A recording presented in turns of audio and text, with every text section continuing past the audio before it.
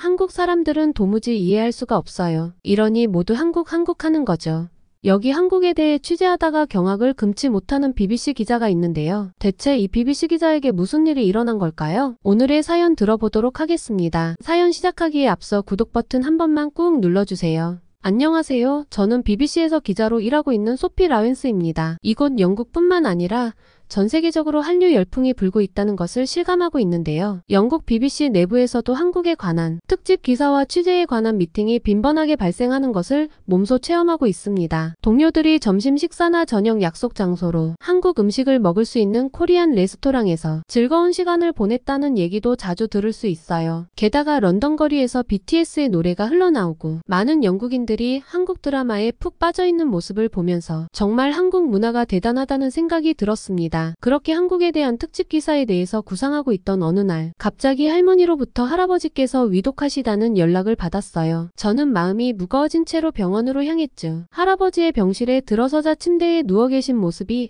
너무나 약해 보여서 가슴이 아팠어요. 그때 할아버지께서 힘없는 목소리로 저를 부르셨습니다. 소피, 내 옛날 군복이 있는 상자를 가져다 줄래? 저는 할아버지의 요청대로 집에 가서 오래된 나무 상자를 찾아왔어요. 할아버지께서는 떨리는 손으로 상자를 열어 낡은 군복과 훈장 그리고 몇 장의 흑백 사진을 꺼내셨죠. 그리고 저에게 놀라운 이야기를 들려주셨어요. 소피, 내가 아는지 모르겠지만 나는 한국전쟁에 참전했단다. 영국에서 파견된 글로스터 대대 소속이었지. 할아버지의 말씀에 저는 깜짝 놀랐어요. 한국전쟁이라니? 그것도 유명한 영국 글로스터 대대에 계셨다니 믿기 힘들었습니다. 할아버지께서는 천천히 그러나 또렷한 목소리로 당시의 기억을 들려주셨어요. 우리는 1951년 4월 임진강 근처의 설마리에서 중공군과 맞섰단다. 수적으로 열세였지만 우리는 끝까지 싸웠지. 안타깝게도 많은 전우들을 잃었단다. 하지만 우리의 저항 덕분에 서울이 다시 함락되는 것을 막을 수 있었단다. 할아버지의 이야기를 들으면서 저는 가슴이 뭉클해졌어요. 젊은 시절에 할아버지가 한국이라는 낯선 땅에서 자유와 평화를 위해 싸우셨다는 사실이 너무나 자랑스럽고 감동적이었습니다. 소피야, 나는 한국을 위해 싸웠지만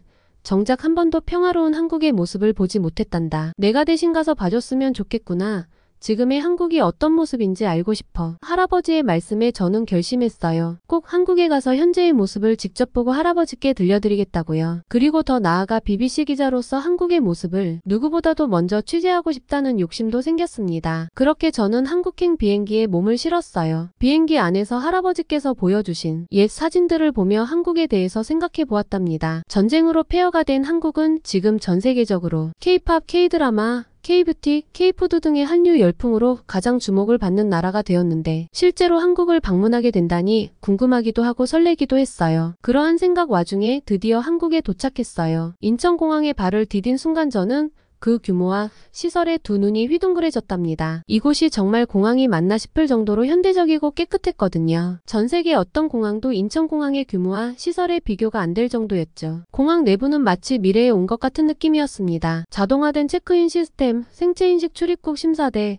그리고 로봇 안내원까지. 특히 로봇 안내원을 보고 정말 놀랐어요. 귀여운 외모에 여러 언어로 안내를 해주는 모습이 인상적이었죠. 게다가 물기가 전혀 없이 관리가 완벽한 화장실에 들렀을 때는 또 한 번 놀랐습니다. 심지어 화장실 입구에는 각 칸의 사용 현황과 변기 종류까지 알려주는 전광판이 있어서 문마다 열어볼 필요 없이 사용할 수 있는 세심한 배려에 감동받았어요. 공항에서 서울로 향하는 길, 차창 밖으로 보이는 풍경에 눈을 뗄 수 없었습니다. 하늘을 찌를 듯한 고층 빌딩들이 줄지어 서 있는가 하면 그 사이로 전통 한옥의 기와 지붕이 보이는 거예요. 현대와 전통이 이렇게 조화롭게 공존할 수 있다니 정말 신기하고 인상 깊었습니다. 서울에 도착해 향한 곳은 제가 묵을 호텔이 있는 명동이었습니다. 명동은 많은 외국인이 방문하는 한국의 쇼핑 중심지라고 들었어요. 거리는 정말 활기찼어요. 화려한 간판들, 길거리 음식 냄새, 그리고 쇼핑을 즐기는 사람들로 가득했죠. 정말 명동거리에는 수많은 사람들로 가득 차서 정신이 하나도 없었어요. 한류 열풍을 일으킨 BTS를 비롯하여 한국 아이돌의 노래들이 계속 흘러나오고 광고 이미지들도 끊임없이 움직이고 있었답니다. 수많은 사람들 사이에서 묵을 호텔을 찾는 와중에 우연히 저도 모르게 옆 사람과 살짝 부딪히게 되었어요. 저는 한국에 오기 전 간단하게 연습한 미안합니다를 얼른 말했지요. 그런데 저와 부딪힌 사람은 매우 불쾌하다는 듯 얼굴을 찡그렸습니다. 있었습니다. 제가 구글에서 검색했던 한국인들은 매우 친절하다고 했는데 사과에도 불구하고 매우 불쾌해하는 모습에 한국인에 대한 실망감이 느껴졌어요. 게다가 부딪힌 것에 대한 보상의 의미로 돈을 내놓으라는 손짓을 하면서 저를 위협하는 게 아니겠어요? 제가 어쩔 줄 몰라 몹시 당황하는 찰나에 지나가던 한 젊은 한국인 남자가 저와 부딪힌 남자를 제지시켰어요. 아시는 분이세요? 제가 도와드릴까요? 제가 자초지종을 이야기했고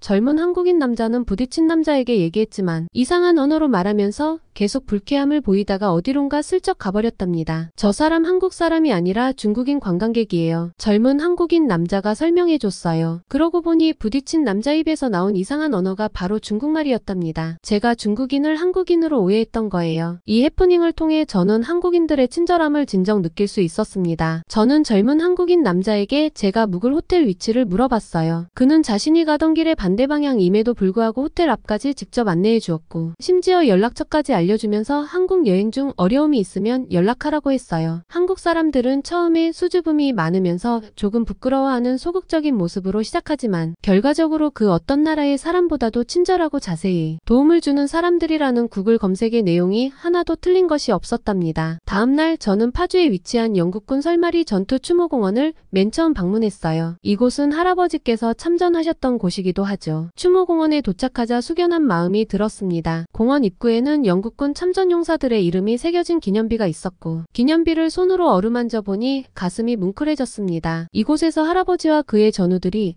자유와 평화를 위해 싸웠다고 생각하니 감회가 남달랐어요. 추모관에 들어가 한국전쟁과 영국군의 참전 역사에 대해 자세히 알아보았어요. 특히 영국 글로스터 대대의 이야기가 인상 깊었습니다. 이 대대는 소속 장병 모두가 같은 도시 출신으로 이뤄진 부대라 단결력이 무척 강했다고 해요. 1951년 4월 임진강 전투에서 글로스터 대대 652명은 중공군과 북한군 4만 2천여 명의 숫자와 맞서 싸웠다고 합니다. 특히 235고지를 사수하라는 무리한 명령을 받고도 3일 동안이나 적의 공격을 막아냈다고 해요. 이 시간 동안 유엔군은 방어선을 형성할 수 있었죠. 하지만 영국군의 희생은 컸습니다. 글로스터 대대는 완전히 포위된 상황에서도 끝까지 저항해 결국 67명만이 생존했다고 해요. 이 때문에 영광스러운 글로스터로 불리게 되었다고 합니다. 235고지 아래에 있는 동굴에는 전사한 영국군들의 시신이 있었다고 해요. 지금은 그 자리에 1957년에 세운 전투비가 있습니다. 전투비에는 유엔기, 부대표지,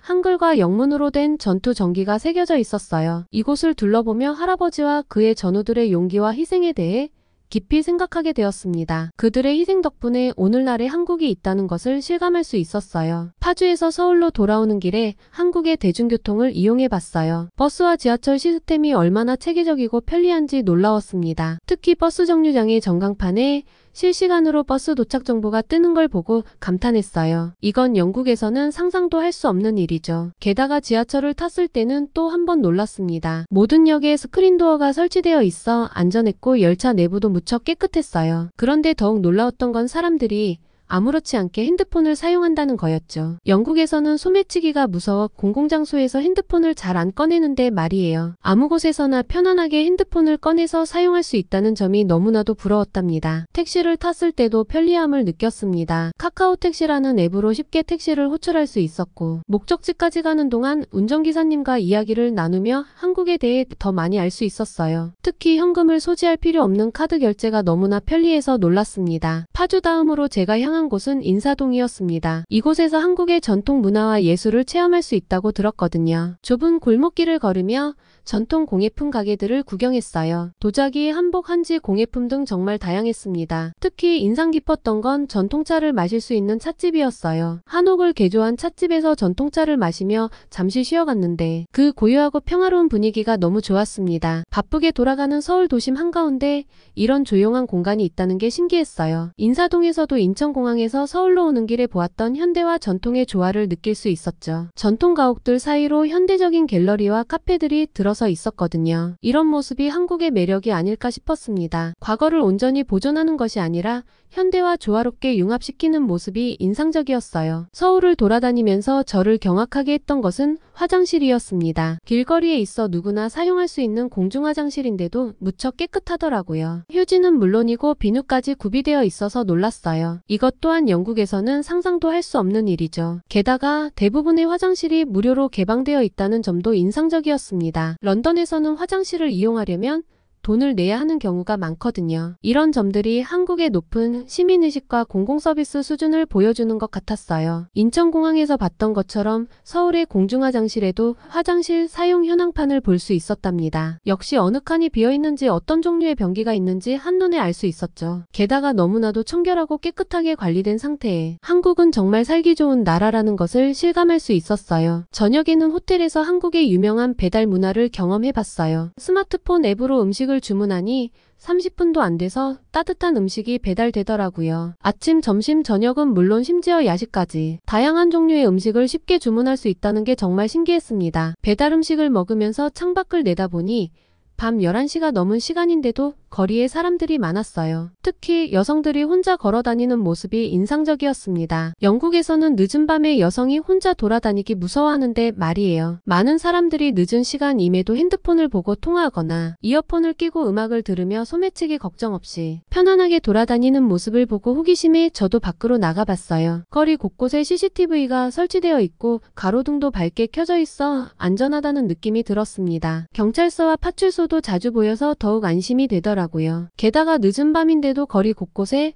편의점이 밤을 밝혀주고 있었답니다. 한국의 편의점은 정말 없는 게 없을 정도로 다양한 물건을 팔고 있더라고요. 심지어 택배 발송, 교통카드 충전, 간단한 식사, ATM 이용까지 가능하다고 해서 깜짝 놀랐습니다. 편의점 직원분께 여쭤보니 한국에는 5만 5천 개가 넘는 편의점이 있다고 하더라고요. 전 세계 맥도날드 매장 수보다 많다니 정말 놀라웠답니다. 24시간 운영되는 편의점이 이렇게 많으니 한국 사람들의 삶이 얼마나 편리할지 부러울 따름이었습니다. 높은 치안 수준과 안전한 환경의 서울 밤거리 경험은 정말 인상적이었어요. 이렇게 하루를 마무리하며 한국의 발전상에 대해 깊이 생각해보게 됐어요. 할아버지께서 보셨던 전쟁 속의 폐허였던 한국이 이렇게 안전하고 편리한 나라가 되었다니 정말 놀라웠습니다. 한국에서 보낸 시간이 길어질수록 이 나라와 사람들에 대한 제 이해도 깊어져 갔어요. 처음에는 단순한 호기심이었는데 이제는 깊은 애정과 존경심을 느끼게 되었습니다. 특히 한국인들의 성실함과 부지런함에 깊은 인상을 받았어요. 어디를 가든 사람들이 열심히 일하는 모습을 볼 수 있었죠. 아침 일찍부터 늦은 밤까지 불이 켜진 사무실들, 학교에서 늦게까지 공부하는 학생들, 새벽부터 시장을 준비하는 상인들, 이런 모습들이 한국의 빠른 경제 성장의 비결이 아닐까 생각했습니다. 한 번은 택시를 탔는데 운전사분께서 본인의 이야기를 해주셨어요. 낮에는 택시를 운전하고 밤에는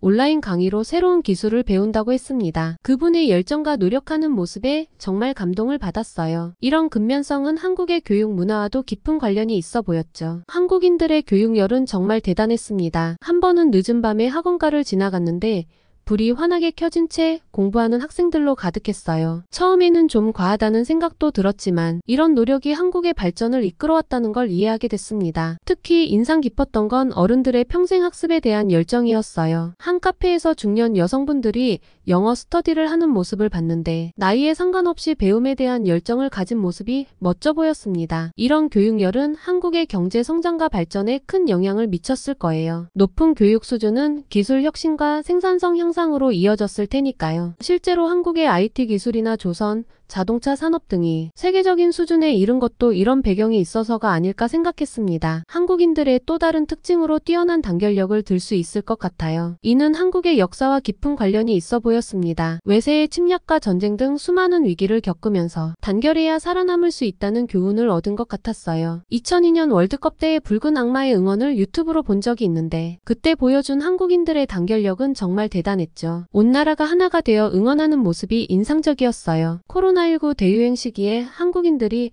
보여준 단결력도 세계적으로 주목받았다고 들었습니다. 마스크 착용, 사회적 거리두기 등을 잘 지키면서 위기를 함께 극복해 나갔다고 하더라고요. 이런 모습은 한국인들의 강한 공동체 의식을 잘 보여주는 예가 아닐까 해요. 거리에서 교통사고가 난 것을 목격했는데 순식간에 주변 사람들이 모여들어 도와주는 모습을 봤어요. 누가 시키지 않았는데도 자연스럽게 협력하는 모습은 영국인들의 행동과 비교했을 때 조금 생소했답니다. 이런 단결력과 협력하는 문화는 한국의 빠른 경제 발전에도 큰 역할을 했을 거예요. 어려운 시기를 함께 극복하고 공동의 목표를 향해 노력하는 힘이 되었을 테니까요. 한국인들의 열정과 빨리빨리 문화도 빼놓을 수 없죠. 처음에는 이 빠른 템포에 적응하기 힘들었지만 점차 이해하게 되었어요. 식당에서 주문한 음식이 순식간에 나오고 택배가 하루 만에 도착하고 길거리에서 사람들이 빠르게 걸어 다니는 모습. 이런 모습들이 한국의 빠른 발전을 이끈 원동력이 아닐까 싶었어요. 첨단 기술과 혁신 면에서도 한국은 정말 대단했습니다. 거리 곳곳에서 볼 수 있는 첨단 기술들, 5G 네트워크, 스마트폰을 이용한 다양한 서비스들은 마치 미래에 와 있는 것 같은 느낌이었어요. 특히 인상 깊었던 건 대중교통의 디지털 안내 시스템이었죠. 실시간으로 위치를 보여주고 환승 정보를 제공하는 모습에 감탄했어요. 전통과 현대의 조화로운 공존도 한국의 큰 매력이었어요. 고궁 옆에 초현대식 빌딩이 있고 한복을 입은 사람들이 최신 스마트폰으로 셀카를 찍는 모습이라니, 이런 광경들이 한국의 독특한 매력을 만들어내고 있었죠. 인사동에서는 전통 공예품 가게 옆에 현대적인 카페가 있는 모습을 볼 수 있었고, 덕수궁 돌담길을 걸으며 현대미술관을 구경할 수 있었어요. 한국인들의 따뜻한 정 문화도 깊은 인상을 남겼습니다. 처음에는 이해하기 어려웠지만 점차 그 깊이와 아름다움을 알게 되었어요. 처음에는 소심하게 대하다가 마치 아주 오래된 친구나 가족처럼 자신이 가던 길이나 시간을 희생하면서도 친절하게 데려다주는 경우가 있었습니다. 처음 본 상황임에도 불구하고 먹을 것을 주거나 자신이 가진 물건을 선물로 주는 등 한국인의 정이 듬뿍 담긴 친절함에 굉장히 놀랐어요. 이런 경험들을 통해 저는 한국과 한국인들에 대해 더 깊이 이해하게 되었어요. 처음에는 단순히 K-팝과 K-드라마의 나라로만 알고 있었는데 이제는 그 이면에 있는 사람들의 열정과 노력, 창의성과 따뜻함을 볼 수 있게 되었습니다. 한국의 이런 특징들은 제게 많은 영감을 주었어요. 어려움 속에서도 포기하지 않고 노력하는 정신, 배움에 대한 관심, 빨리빨리 문화에서 보이는 효율성과 열정, 첨단 기술을 통한 삶의 질 향상, 전통과 현대의 조화를 통한 문화적 풍요로움, 그리고 정문화를 통한 사회적 유대감까지, 이런 것들은 우리 영국 사회에서도 배울 점이 많다고 생각합니다. 그리고 영국에 돌아와서 한국을 방문하면서 보고 들었던 일들을 할아버지께 이야기해드렸어요. 한국은 아직도 할아버지가 참전하셔서 지켜냈던 설마리 전투에 감사하고 있다는 말도 잊지 않았죠. 이때 할아버지의 눈가에는 눈물이 맺혀 있었답니다. 할아버지와 전우들이 목숨 바쳐 지켜준 한국이 고마움을 잊지 않고 있을 뿐만 아니라 경제와 IT 분야에서 세계적인 수준이라는 사실에 만감이 교차하신 것 같았어요. 그리고 제가 한국을 다녀온 것과 좋은 소식을 알려주어서 고맙다고도 하셨습니다. 저는 할아버지가 건강을 되찾고 한국을 꼭 방문했으면 하는 소원을 빌었어요. 이런 계기로 한국에서의 놀라운 경험들을 바탕으로 저는 BBC만의 특별한 특집 기사를 준비하기로 결심했어요. 이 기사를 통해 영국 시청자들에게 한국의 다양한 면모를 균형 있게 소개하고 싶었습니다. 먼저 할아버지의 이야기로 시작하여 한국 전쟁 당시의 모습과 현재의 발전상을 대비시키려고 해요. 이를 통해 한국의 놀라운 성장 과정을 보여줄 수 있을 것 같습니다. 전쟁의 폐허에서 세계적인 경제 강국으로 성장한 한국의 이야기는 많은 사람들에게 감동을 줄 수 있을 거예요. 다음으로 한국의 현대적인 면모를 소개하려고 해요. 첨단 기술과 혁신적인 도시 인프라, 그리고 세계를 선도하는 IT 산업 등을 다룰 예정입니다. 인천공항부터 서울의 스마트 시티 시스템까지 제가 경험한 한국의 미래지향적인 모습들을 생생하게 전달하고 싶어요. 하지만 동시에 한국의 전통문화도 놓치지 않으려고 합니다. 현대화된 도시 속에서도 여전히 살아 숨쉬는 전통의 모습, 예를 들어 인사동의 전통 공예품이나 경복궁의 수문장 교대식 같은 것들을 소개하려고 해요. 이를 통해 한국이 어떻게 전통과 현대를 조화롭게 융합하고 있는지 보여줄 수 있을 것 같습니다. 한국 사람들의 일상생활도 중요한 부분이 될 거예요. 24시간 편의점 문화, 배달 음식 시스템, 카페 문화 등 한국인들의 생활 방식을 소개하면서 이것이 어떻게 한국 사회를 형성하고 있는지 설명하려고 합니다. 특히 빨리빨리 문화와 같은 한국의 특징적인 모습들도 포함시킬 거예요. 물론 한국의 교육열과 노동 문화에 대해서도 다룰 예정입니다.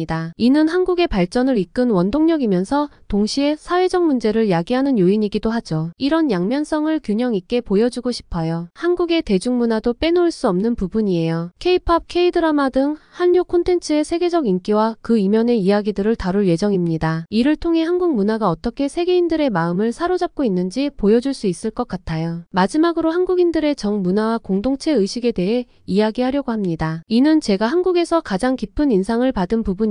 이런 문화적 특성이 어떻게 한국 사회를 형성하고 있는지, 그리고 우리가 여기서 무엇을 배울 수 있는지 생각해보는 시간을 가져볼 수 있을 것 같습니다. 이 특집 기사를 통해 영국 시청자들이 한국에 대해 더 깊이 있고 균형 잡힌 시각을 가질 수 있기를 바랍니다. 단순히 경제적 성공이나 대중문화의 인기를 넘어 한국이라는 나라와 그 사람들의 진정한 모습을 전달하고 싶습니다. 이 특집 기사를 준비하면서 저는 한국 분들의 의견도 듣고 싶어요. 여러분의 의견을 반영하여 더욱 풍성하고 흥미로운 기사를 만들어가고 싶습니다. 한국은 저에게 많은 영감과 깨달음을 주었어요. 이 특별한 경험을 여러분과 나누게 되어 정말 기쁩니다. 여러분의 의견을 기다리고 있을게요. 함께 한국에 대한 이해를 넓혀갈 수 있기를 바랍니다. 지금까지 저의 긴 사연을 읽어주셔서 감사합니다. 한국전쟁에 참전했던 할아버지를 대신해 한국을 직접 방문한 소피의 사연 어떠셨나요? 영국 BBC 기자 소피의 한국 특집 기사에 꼭 포함되었으면 하는 내용이 있다면 댓글로 남겨주세요. 오늘의 사연이 마음에 드셨다면 구독과 좋아요, 알림 설정 부탁드립니다. 여러분의 구독과 좋아요는 더 좋은 영상을 제작하는 데 큰 힘이 됩니다. 지금까지 감동적인 사연을 소개하는 감동 더하기였습니다. 오늘도 행복한 하루 되세요.